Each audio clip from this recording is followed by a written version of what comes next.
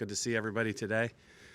Just thought it was a really fun weekend here at the Rhodes House against Texas A&M. You know, a very quality team, come in top 10 in the nation in ERA, and our bats just did a great job all weekend. I think we scored 33 runs, and Alexis was incredible. Bailey Hemphill was awesome.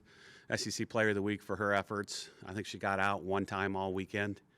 Her on-base percentage was just, it was like 923, which is unreal. But we had 5 kids over 500 on base percentage, and that was kind of a goal probably we set before SEC play. And as a team, we were 551 on base, so just a good weekend, and it's going to be a great series up in Arkansas. All right, if you have a question for Coach Murphy, hit the raise hand button, and we'll call on you one by one. All right, we'll start off with Katie Wyndham. Coach, I'm glad you had a good weekend.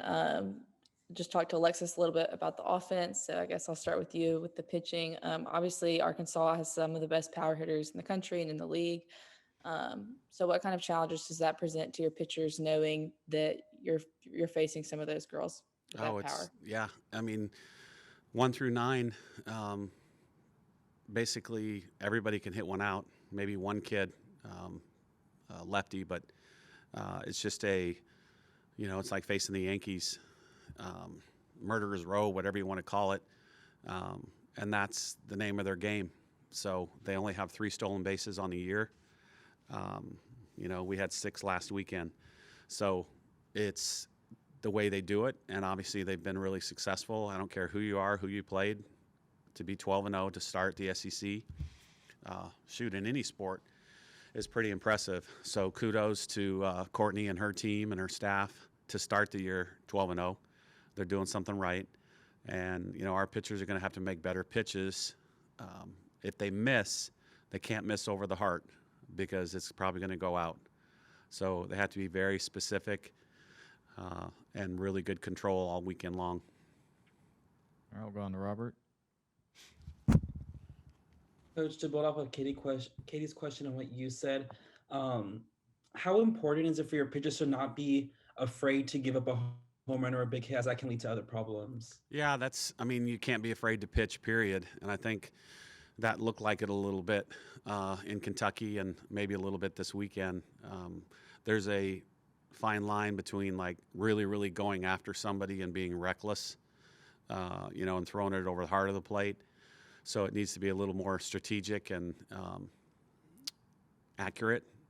But you can't be afraid. It's just like on defense too. You can't be afraid of the ball, because guess what? The ball's going to come to you. And I think both Montana and Lexi, they kind of now have a chip on their shoulder and they want to do better.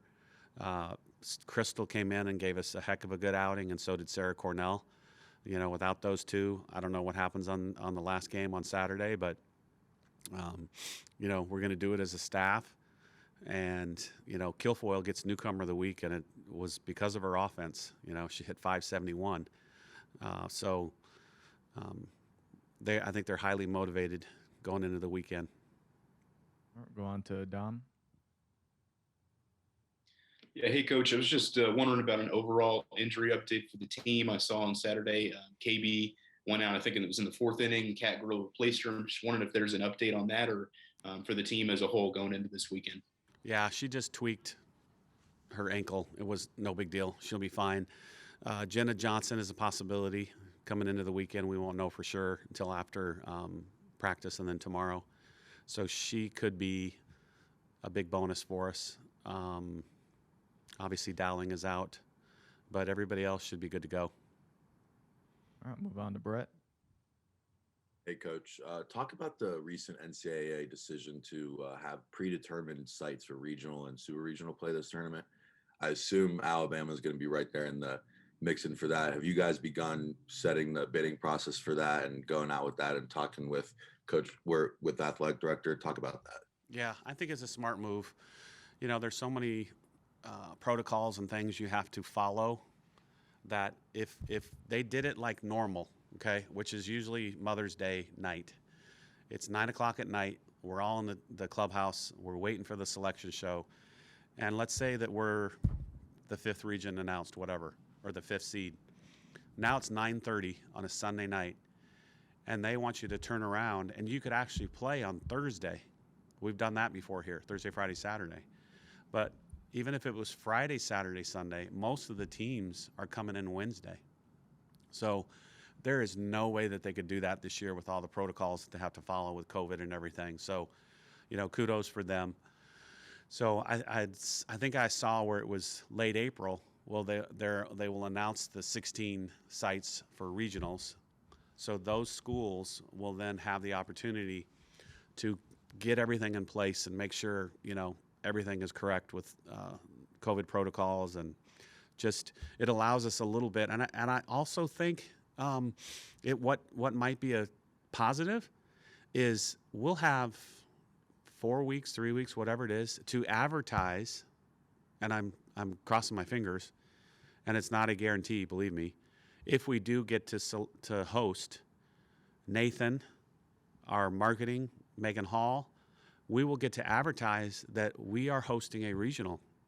And I think that will help us, and it will help the sport in terms of fans.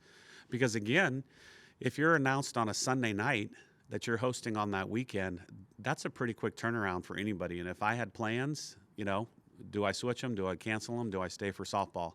So this way, every regional in the country will have 3 to 4 weeks to advertise, we are playing softball. Get your tickets now. And we still do not make money as a sport, NCAA softball. So, and with reduced capacity, it's probably still not going to happen, but I think that will help with attendance across the country. Anybody else have any questions for Coach Murphy?